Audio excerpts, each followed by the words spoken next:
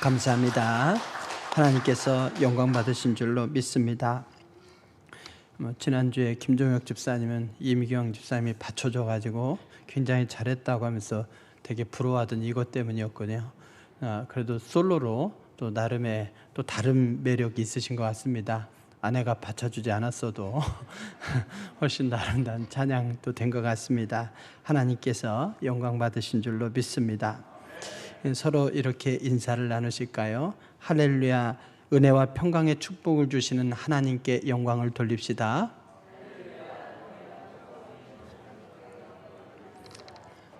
예, 우리 하나님은 참 좋으신 하나님이십니다.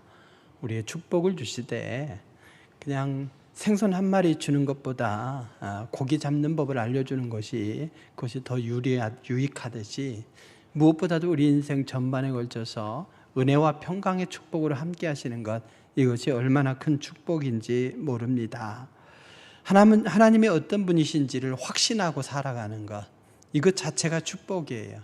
근데 거기에 더해서 그 하나님께서 우리에게 베푸시는 축복의 내용이 뭔지 그것을 알고 그 풍성함을 누리며 살아간다면 얼마나 좋겠습니까?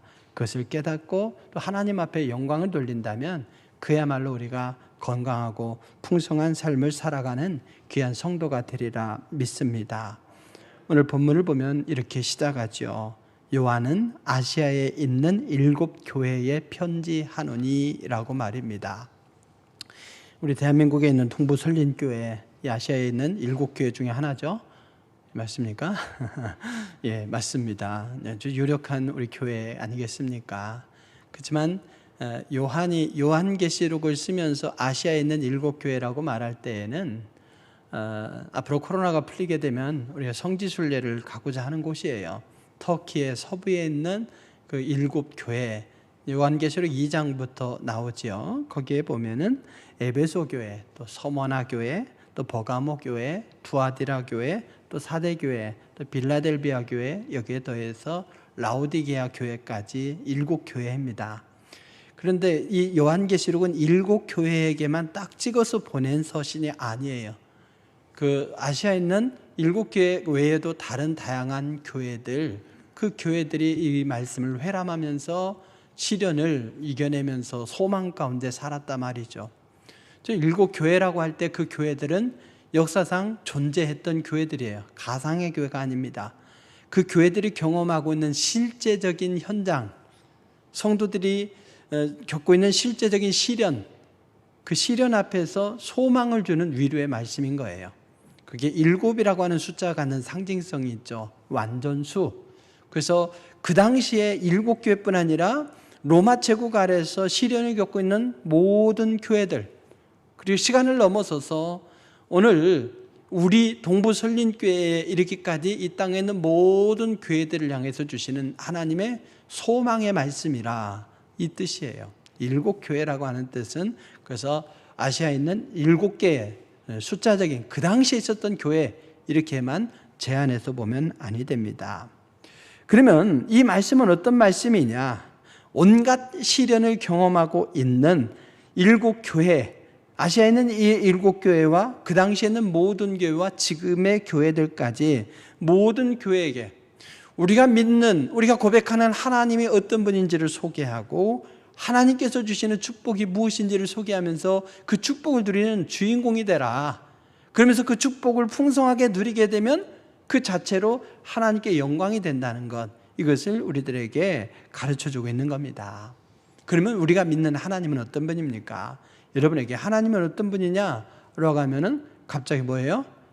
그죠? 웃죠. 알기는 알아. 믿기는 믿어. 근데 누구에게 설명하려고 하면 참 마땅치 않습니다. 그래서 여러분들이 하나하나 의문을 갖고 또 하나하나 이렇게 정리하는 것도 중요한 거죠. 요한은 오늘 말씀을 통해서 우리 하나님이, 삼위일체 하나님이 어떤 분인지를 명확하게 소개해 줍니다. 성경에 보면 삼위일체라는 말은 없어요. 근데 성부 하나님이 나오죠. 성령님이 나오죠. 아들 예수님이 나오죠. 신이 그러면 그리스 로마 신화처럼 다양한 신들이 있는가? 아니라 말이죠. 유일하신 하나님이에요. 근데 유일하신 하나님인데 어떻게 성부 하나님은 뭐고 성자 하나님은 뭐고 성령 하나님은 뭐지? 성경에 보면 그렇게 좀 헷갈리게 돼 있어요. 그래서 성경학자들이 쭉 연구해 보니까 성부 하나님과 성자 예수님의 관계, 또 성부 하나님, 성자 예수님과 성령님의 관계, 이 관계들을 쭉 말씀을 분석을 해보니까 삼위더라는 거죠. 삼위. 위격이 셋인데 한 분 하나님이시더라. 이래서 신학적으로 나중에 정리한 것이 삼위일체라는 거예요. 그래서 성부 하나님, 성령 하나님, 성자 하나님이 한 절에 나오는 경우가 희귀합니다. 성경에 보면. 근데 그 몇 개 안 되는 구절 중에 하나가 오늘에 나오는 4절의 말씀이죠. 이 말씀에서 성부 하나님은 어떤 분인지, 성령 하나님은 어떤 분인지, 성자 하나님은 어떤 분인지를 우리들에게 가르쳐주고 계십니다. 4절 5절 말씀을 붙여서요. 그럼 성부 하나님은 어떤 분이냐? 라고 했을 때 이렇게 말씀하고 있죠. 이제도 계시고 전에도 계셨고 장차 오실 이와 그의 보좌. 장차 오실 이와 그의 보좌.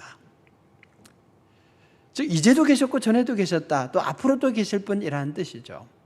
8절에서는 하나님께서 직접 말씀하시는 말씀으로 다루고 있습니다. 나는 알파와 오메가라. 이제도 있고 전에도 있었고 장차 올 자요. 전능한 자라. 전능한 자를 덧붙이고 있습니다. 하나님은 이제도 계시고 전에도 계시고 장차 오실 이이십니다. 하나님의 이 완전성을 강조하는 동시에 영원한 하나님이시라는 것을 말씀하는 거예요.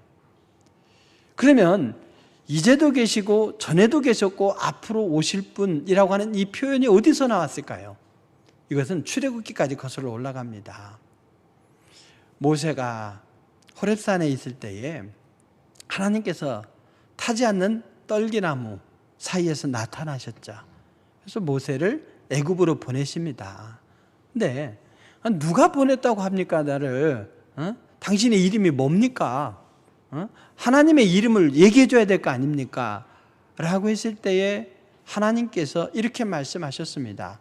에흐에 아쉐를 에흐에, 즉 나는 스스로 있는 자다, 이런 말씀이에요. 나는 스스로 있는 자다. 스스로 있는 자란 무슨 뜻일까? 유대인들이 말씀을 묵상하면서 아하, 이 말씀은 전에도 계셨고 지금도 계시고 앞으로도 계실 분이다. 즉 시간적으로 시작이 없고 끝이 없으신 분. 그러나 인류 역사와 이 피조물들은 뭡니까? 하나님께서 직접 만드셨고 나중에는 하나님께서 심판하실 것, 이렇게 받아들이게 된 것이죠. 즉 요한이 사용하고 있는 이 표현은 모세에게 주신 하나님의 말씀으로부터 시작된 겁니다. 그리고 요한은 이 표현을 즐겨 사용했습니다.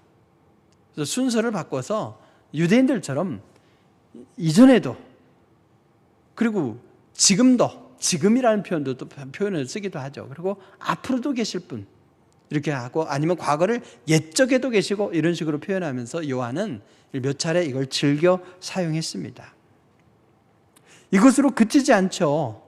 알파와 오메가, 이제도 있고 전에도 있었고 장차 올 자요 전능한 자라. 하나님께서 직접 말씀하시죠. 알파와 오메가라, 이 말이 뭐겠습니까? 보통 옛날 강대상 보면은 알파 오메가 이렇게 적혀 있는 경우들이 있어요. 알파는 영어로 A, 우리는 기억이죠. 오메가는 뭐겠습니까? 영어로는 Z, 우리말로는 히읗. 예. 그래서 우리 하나님이 기억이요 히읗이다, 이런 말이에요. 좀 말이 잘 안 되는 것 같지만 그냥 그렇게 즐겨 쓰시는 거죠. 어떤 비법 A부터 Z까지 이러듯이 A는 시작, 알파는 시작, 오메가는 끝, 이런 말이에요. 그래서 처음과 끝, 역사의 시작이자 끝이신 하나님, 모든 것의 주권자가 되시고 특별히 시간을 초월하셔서 계신 하나님이란 뜻입니다. 우주의 기원이 하나님께 있고 우주의 마지막도 하나님께 있다는 뜻입니다. 하나님은 처음부터 끝까지 영원토록 쉼없이 당신의 피조세계와 우리 피조물들을 위해서 일하고 계신 거죠. 이 뜻이 알파와 오메가, 처음과 끝이라고 하는 이 말씀, 스스로 있는 자라 하는 그 말씀에 담겨 있는 뜻입니다. 4절이 하나님이 어떤 분이신지에 대한 유대인들과 요한의 고백이라고 한다면 8절 말씀은 하나님이 어떤 분이신지에 대한 하나님의 자기 선언인 거죠. 스스로 하나님이 어떤 분이신지를 말씀해 주었습니다. 즉 오늘 이 요한계시록에 나오는 우리가 믿는 하나님은 어떤 분이냐? 이제도 계시고 전에도 계셨고 장차 오실 이시란 말씀이죠. 그래서 그분이 우리 알파와 오메가 처음과 끝이 되신 하나님이십니다. 그 하나님께는 능력이 있으신데 바로 전능하신 하나님이십니다. 전능자라 표현하고 있어요. 요한은 이 표현 또한 즐겨 사용해요. 하나님이 전능하신 하나님이다. 히브리어로는 엘 샤다이라고 하는데 이 말을 9번이나 사용하고 있어요. 하나님은 전능하신 하나님입니다. 왜 그럴까요? 지금 이 요한이 편지를 쓰고 있는데 이 편지를 읽게 될 많은 성도들, 그들은 절대적인 로마 황제 앞에서 정말 많은 시련을 겪고 있습니다.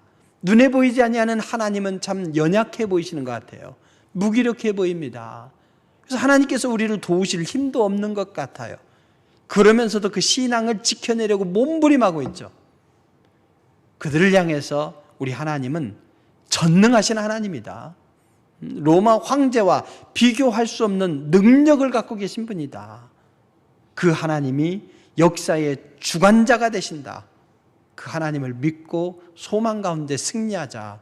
이런 권면이죠. 우리 하나님은 다양한 면이 있으십니다. 그러나 이렇게 고통 속에 신음하는 이들에게 꼭 필요하신 하나님의 모습이 뭐냐? 바로 전능하신 하나님이신 거죠. 여러분, 이제도 계시고 전에도 계셨고 장차 오실 이이며 알파와 오메가이시고 전능자이신 우리 하나님만이 지금도 하나님의 백성을 삼으시고 우리가 그분의 백성이 된 것, 이것을 우리는 감사와 영광으로 삼아야 되겠습니다. 요한은 순서적으로 보면 예수님께서 오시고 예수님께서 또 약속하신 성령님을 보내주셨는데 순서적으로 성령을 먼저 소개합니다. 4절에 보면 이렇게 말씀하죠. 그의 보좌 앞에 있는 7 영과라고요. 7 영. 성령님은 그의 보좌 앞에 있는 7 영이십니다. 하나님의 보좌 앞에는 7 영이 있어요. 성령님이 7인가요? 스가랴에서 따온 거예요. 이제도 계시고 전에도 계셨고 장차 오실 분, 이 말이 출애굽기에서 온 거라고 한다면 7 영이라는 이 표현은 스가랴 4장에서 온 거예요. 거기 보면 이런 말씀이 있습니다. 그가 내게 묻되 내가 무엇을 보느냐? 내가 대답하되 내가 보니 순금 등잔대가 있는데 그 위에는 기름 그릇이 있고 또 그 기름 그릇 위에 7 등잔이 있으며 그 기름 그릇 위에 있는 등잔을 위에서 7 관이 있고 7 관이 있고 거기에 등잔이 있고 등잔에 불이 7개가 펴져 있죠. 바로 기름은 성령을 의미하는 거 아니겠습니까? 여기서 표현된 것이 7 영이라는 말입니다. 7 영이 하나님의 보좌 앞에 있대요. 즉 그 7 영은 하나님과 동등된 영이시란 말입니다. 성령님은 하나님과 동등된 영입니다. 그럼 7 영이라고 하면 그냥 숫자로서 7이란 말이 아니라 이런 말 있죠. 몸이 2개라도 뭐 이렇게 감당할 수 없다. 참 바쁠 때에 그걸 표현하는데 7 영으로 일하신다. 이 말씀은요, 성령님께서 하시는 일이 다양하다 이 말입니다. 성령님께서 우리 각자의 사람들에게 함께 하시면서 성령님께서 우리의 삶을 다양하게 인도하시는 거죠. 합력하여 선으로 인도하십니다. 성령님이 아니고는 우리가 할 수 있는 일이 없어요. 너희가 나 없이는 아무것도 할 수 없다 하지 않았습니까? 그래서 우리가 먹고 마시고 무엇을 하든지 그것을 통해서 하나님의 영광이 드러날 수 있도록 성령님께서 다양한 일을 하시는 거죠. 그래서 이사야서에 보면 성령님의 이름을 다양하게 표현해요. 11장 2절에 보니까 여호와의 영, 지혜의 영, 총명의 영, 모략의 영, 재능의 영, 지식의 영, 여호와를 경외하는 영, 이런 식으로 7가지로 성령님께서 하시는 일을 표현하고 있습니다. 성령님은 다양한 사역을 감당하셔요. 때로는 불같이 임하셔서 기도하는 이들에게 큰 능력으로 역사하십니다. 때로는 비둘기같이 온유하게 임하셔서 각 사람의 성품을 변화시키고 그러면서 겸손히 사명을 감당하도록 하십니다. 7영이라는 말은 맡으신 사명이 다양하면서 동시에 성령님이 완전하신 분이라는 것을 가르쳐 줍니다. 성령님이 완전하시다. 그분이 하시는 일은 완전합니다. 때로는 우리 인간적인 생각으로 이건 아닌 것 같은데, 이 길은 다른 것 같은데, 근데 성령님이 인도하시는 길을 순종해서 가보면요, 그 길이 옳았습니다.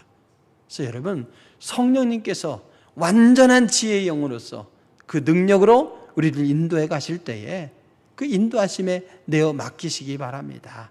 성령님께서 합력하여 선으로 인도하셔요. 성령님은 어떤 분이냐?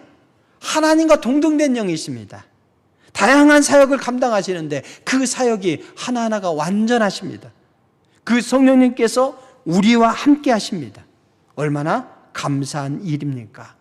우리가 어떠한 상황에 처할지라도 모든 상황 속에서 성령의 인도하심을 신뢰하시길 주의 이름으로 축원드립니다. 또 성자 예수님을 소개하죠. 요한이 5절에서 성자 예수님을 소개합니다. 말씀이 사실은 한 절로 끊어지는 것이 아닌데 4절, 5절을 끊었어요. 맥은 쭉 이어져 갑니다. 누구냐? 성자 예수님은 어떤 분이냐라고 했을 때 세 가지로 표현하죠. 충성된 증인으로 죽은 자 가운데서 먼저 나시고 또 세상 임금들의 머리가 되신 분이라는 거죠. 땅의 임금들의 머리가 되신 분. 세 가지 칭호예요. 충성된 증인, 그리고 죽은 자들 가운데서 먼저 나신 분, 땅의 임금들의 머리가 되신 분, 이건 좀 점층법을 사용한 거예요. 예수님은 먼저 충성된 증인이셨습니다. 하나님께서 아들 예수님을 보내셨고 예수님께서는 이 땅에 보내신 목적을 이루기 위해서 끝까지 충성하셨습니다. 어떻게 충성하셨습니까? 십자가에 죽기까지 충성하셨죠. 바로 충성은 손해보게 돼 있어요. 충성은 사람에게 아부하지 않고 충성하다 보면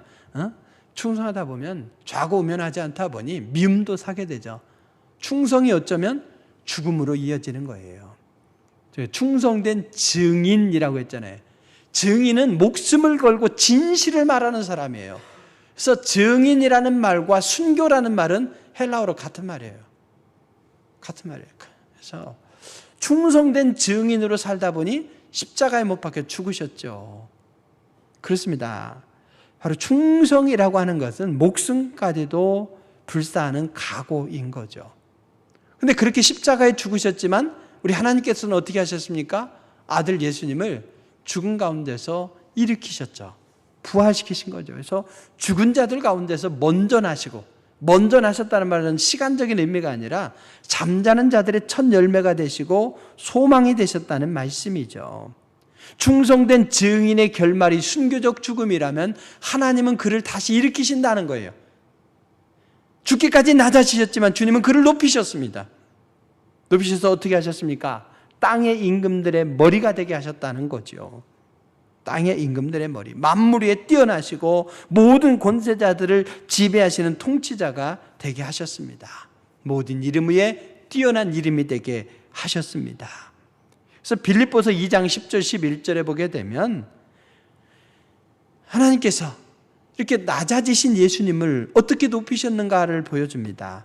하늘에 있는 자들과 땅에 있는 자들과 땅 아래에 있는 자들로 모든 무릎을 예수의 이름에 꿇게 하시고 모든 입으로 예수 그리스도를 주라 시인하여 하나님 아버지께 영광을 돌리게 하셨느니라.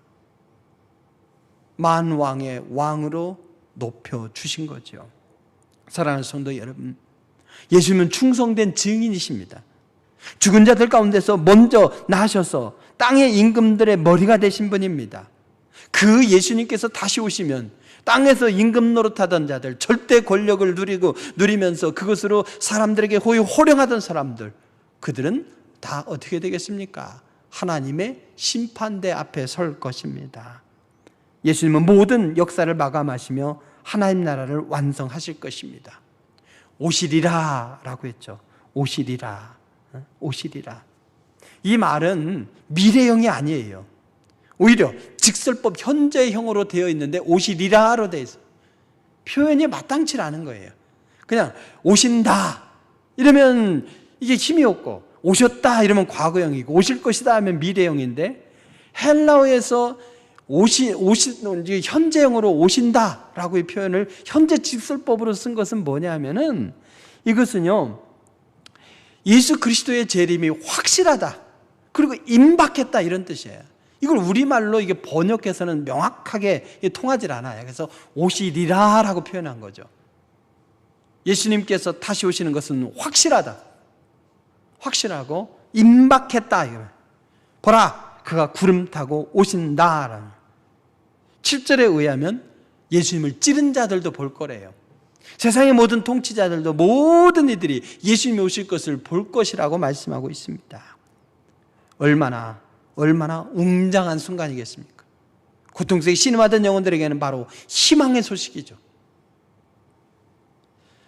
오늘 수요일이 성의 수요일입니다. 수요일부터 사순절이 시작됩니다. 주님의 순환을 묵상하는 경건한 절기로 보내시기 바랍니다. 하지만 이 사순절은 또한 희망의 절기예요. 예수님께서 순환을 당하시고 죽으셨죠. 그것으로 끝이었다면 패배입니다. 그러나 하나님께서 예수님을 살리셨죠. 그리고 모든 땅의 임금들의 머리가 되게 하셨습니다. 다시 오셔서 그들을 심판하실 것이에요. 우리가 지금 보내게 될 이 사순절은 예수님의 부활과 승천 이후에, 부활과 승천의 눈으로 바라보는 예수님의 순환이라 말이죠. 그러니 그 순환의 절기에는 예수님의 십자가의 길이라고 하는 절망의 길도 있지만 그 위에 있는 승리와 소망이 있는 거죠. 그래서 우리는 믿음을 경건하게 하면서도 소망을 굳건하게 하는 절기로 보내어야 되겠습니다. 예수님의 재림이 곧 오리라, 확실히 온다 했는데 늦어지는 것 같잖아요. 그래서 사실은 초대교회도 많은 사람들이 실망했습니다. 그러나 베드로는 이렇게 권면합니다. 주의 약속은 어떤 이들이 더디다고 생각하는 것 같이 더딘 것이 아니라 오직 주께서는 너희를 대하여 오래 참으사 아무도 멸망하지 않고 다 회개하기에 이르기를 원하시느니라. 그러나 주의 날이 도둑같이 오리니 그날에는 하늘이 큰 소리로 떠나가고 물질이 뜨거운 불에 풀어지고 땅과 그 중에 있는 모든 일이 드러나리라. 주님의 늦어지심도 아무도 멸망하지 아니하고 그들이 회개하고 하나님 앞에 서기를 원하는 귀한 사랑이 담겨 있는 거죠. 그래서 주님이 더디 오시는 것을 원망하지 마시고, 그래서 내가 예수님을 믿게 된 것이고 내가 소망 안에 선 것이고, 옆에 있는 이 이웃이 예수님을 믿기 전까지는 조금만 더 늦춰줘서 오히려 우리는 그렇게 기도해야 되리라고 봅니다.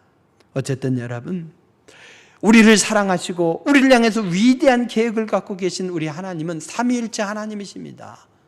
그 하나님께서 다양한 모습으로 합력하여서 우리를 선한 인생으로 이끌고 가시니 얼마나 감사한 일입니까? 우리를 향한 귀한 축복은 다양하겠지만 그 축복을 두 단어로 요약할 수 있습니다. 바로 은혜와 평강이라고 말이죠. 4절 5절 다시 말씀을 드리면 그래요. 이제도 계시고 전에도 계셨고 장차 오실 이와 그의 보좌 앞에 있는, 그의 보좌라고 하는 이 성부 하나님, 그리고 그 보좌 앞에 있는 일곱 영, 성령님이죠. 그리고 충성된 증인으로 죽은 자들 가운데서 먼저 나시고 땅의 임금들의 머리가 되신 예수 그리스도 성자 하나님이죠. 이 삼위일체 하나님께서 어떻게 하십니까? 그에게 주시는 은혜와 평강이 너희에게 있기를 원하노라. 삼위일체 하나님께서 합력해서 우리에게 은혜와 평강을 주신다는 것이죠. 그 은혜와 평강을 누리는 주인공이 될 수 있기를 바랍니다. 은혜가 뭐겠습니까? 자격이 없는 자에게 주시는 귀한 사랑인 것이죠. 그래서 우리는 그 은혜라 하는 거예요.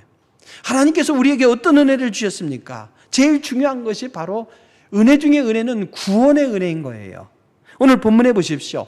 우리를 사랑하사 그의 피로 우리 죄에서 우리를 해방하시고, 출애굽기 모티브죠.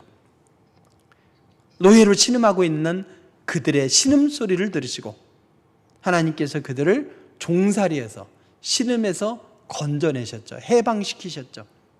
우리를 죄 가운데서 해방시키셨다는 거예요. 이게 엄청난 은혜입니다. 우리가 어떤 권리가 있는 것이 아니에요. 그냥 영원토록 죄와 사망 가운데서 살다가 죽어갈 인생인데 하나님께서 우리를 사랑하셔서 우리를 죄에서 해방시키셨다는 거예요. 구원의 백성으로 삼으셨습니다. 그러니 우리가 죄에서 해방되어 구원을 받고 하나님의 백성이 된 것, 이것이 은혜 중에 은혜입니다. 이거 얼마나 놀라운 은혜인지를 여러분들이 그 감격 속에서 살고 있습니까? 무감각 속에서 너무나 당연하게 때로는 부담스럽게 귀찮게 여기는 것은 아닙니까? 우리의 영원히 여기에 달려있다는 것을 생각하면 얼마나 감사인지요. 그리고 구원받은 우리가 바로 하나님 나라로 옮겨지면 다행인데 그러지 않고 여전히 이 땅에서 살아야 되잖아요. 그래서 이 땅에서 살아갈 수 있도록 하나님께서는 자연적인 여러 혜택들을 주시고요, 지혜와 재능을 주시고요, 또 양심과 도덕, 윤리의식을 주심으로써 우리가 합력해서 이 땅에서 살아가도록 하신 거예요.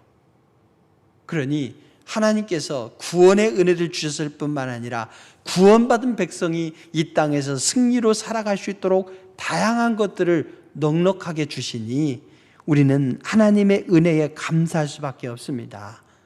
뭐가 덜 된 분이 다 자기 잘난 맛에 사는 것이고요, 사도 바울처럼 우리가 하나님께서 베푸신 은혜를 깨달으면 깨달을수록 그 하나님이 어떤 분이신지, 성부 하나님이 어떤 분이시고 성령 하나님이 어떤 분이시고 성자 하나님이 어떤 분이신지를 알면 알수록 우리의 입술에서는 이렇게 고백할 수밖에 없습니다.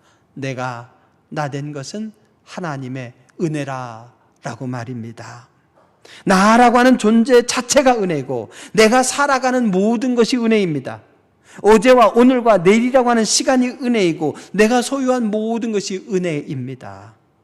하나님께서 우리에게 은혜를 주시는 목적은 회개하고 믿음을 가지고 구원받게 하시고 그리고 우리가 의로워지게 하시고 그러면서 강하고 담대하게 고난을 이기며 승리로 살아가도록 하게 한 하나님의 섬세한 손길인 거예요.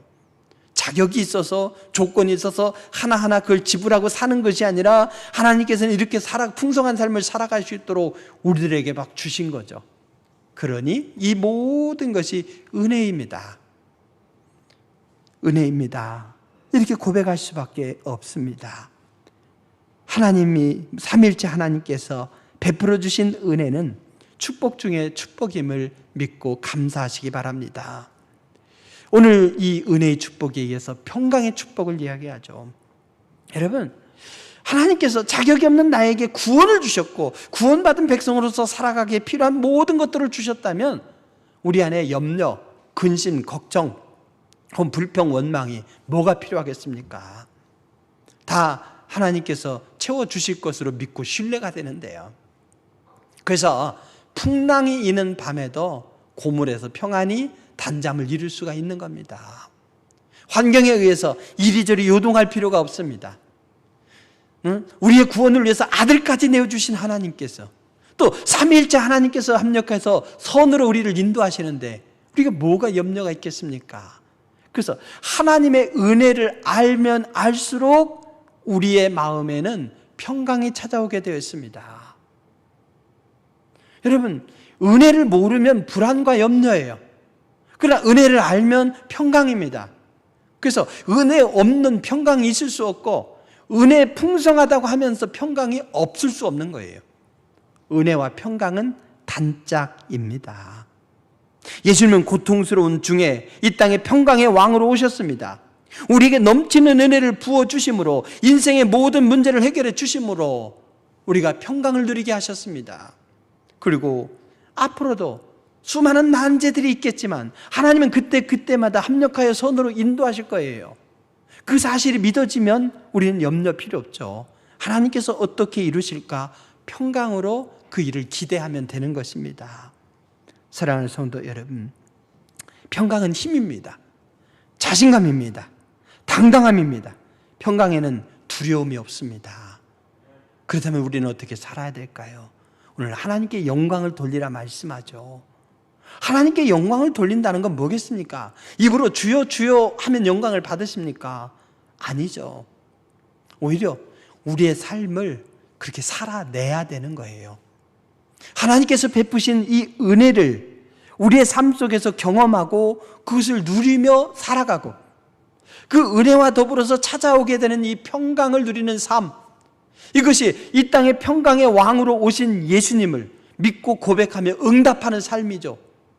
우리의 입술을 들어서 하나님 앞에 찬양하지 않는다 해도 이미 내가 나된 것은 다 하나님의 은혜요. 지금 당장에 이런 문제들이 있을지라도 그 문제도 합력하여서 선으로 인도해 주실 걸로 믿어지게 되면 그때 찾아오는 어떤 마음의 평안, 이것이 짝을 이루게 되면 이 모든 것이 하나님께 영광이죠. 그것을 바라보는 사람들은 어떠하겠습니까? 여러분, 오늘 말씀에 보면 참 재미있는 표현이 있죠. 우리를 구원받게 하시고 나라와 제사장으로 삼으셨다 하지 않았습니까? 그렇습니다. 우리는 나라와 제사장이에요. 나라란 뭐냐? 하나님의 나라, 즉 교회를 말합니다. 우리 그 믿음의 공동체를 이루게 하셨고 한 사람 한 사람이 주님의 거룩한 성전이 되게 하셨죠. 그러면서 제사장이 되게 하셨다는 거예요. 제사장. 지금 새벽에 레위기를 공부하고 있지만 제사장 위임식 때 어때 합니까? 3가지 제사를 지내게 돼요. 하나는 속죄제입니다. 제사장도 죄로부터 자유할 수 없다. 그럼 하나님 앞에 죄를 용서받아야 된다는 거죠. 그리고 번제를 드리면서 제사장의 직분이 아주 막중한 사명임을 알고 충성을 다짐하는 거예요. 그 다음에 드리는 제사가 뭐냐? 화목제예요. 제사장이 먼저 하나님과 화목할 때에 제사장의 직분, 즉 백성과 하나님 사이를 화목하게 하는 사명을 감당할 수 있다는 것이죠. 여러분, 우리가 하나님께 영광을 돌린다는 건 뭐냐? 우리가 하나님께서 베푸신 은혜를 누리면서 그 은혜 안에서 평강을 누리는 거예요. 그것이 우리의 삶의 향기가 되고 편지가 되어서 수많은 사람들이 선한 영향력을 받을 때에 그를 통해서 하나님께 영광이 되는 것이죠. 우리의 입술로서가 아니라 내가 나된 것은 다 하나님의 은혜요. 그러니 앞으로도 어떠한 상황에서도 주님이 주시는 평강을 누리는 삶, 이것을 기대하며 살아간다면 그 모든 것이 하나님께 영광, 또한 우리가 이웃들에게는 선한 영향력이 될 줄로 믿습니다. 사순절은 경건의 계절이자 또한 우리의 신앙을 점검하는 계절입니다. 우리가 얼마나 은혜와 평강을 누렸습니까? 너무나 귀한 것인데 너무나 당연하게 여기고 더 많은 욕심으로 불평과 원망 가운데 살고 있는 것은 아닙니까? 삼위일체 하나님께서 베풀어 주신 이 은혜와 평강, 그것을 알면 알수록 너무나 귀합니다. 그 은혜와 평강을 마음껏 누리시면서 그 평강을 주시는 하나님 앞에 영광을 돌리며 이웃들에게 선한 영향력을 끼치며 화목하게 하는 귀한 사명을 감당하는 여러분 되시길 바랍니다. 기도하시겠습니다. 귀하신 아버지 하나님, 삼위일체 하나님께서 어떤 분이신지를 우리가 명확하게 알게 되었습니다. 능력 있으시고 전능자이시고 모든 것의 주관자가 되신 성부 하나님 감사드립니다. 하나님과 동등된 분으로서 이 땅에 오셔서 완전하게 다양한 사역들을 능히 감당하시며 우리와 동행해 주시는 성령 하나님 감사드립니다. 이 땅에 오셔서 우리의 구원으로 인도하시고 우리에게 풍성한 생명으로 함께 하시며 잠자는 자들의 첫 열매가 되시고 영광스러운 이름이 되신 예수님 감사드립니다. 그 안에서 우리가 은혜와 평강을 누리게 되었으니 주님, 죄의 문제로 인생의 문제로 신음하지 않게 하시고 불평과 원망 속에 살지 않게 하시고 내게 주신 귀한 은혜를 고백하며 주님이 이루실 평강을 누리며 살게 하시고 이웃들에게 선한 영향력을 끼치면서 하나님께 영광 돌리게 하여 주시옵소서. 감사드리며 예수님의 이름으로 기도드립니다. 아멘. 315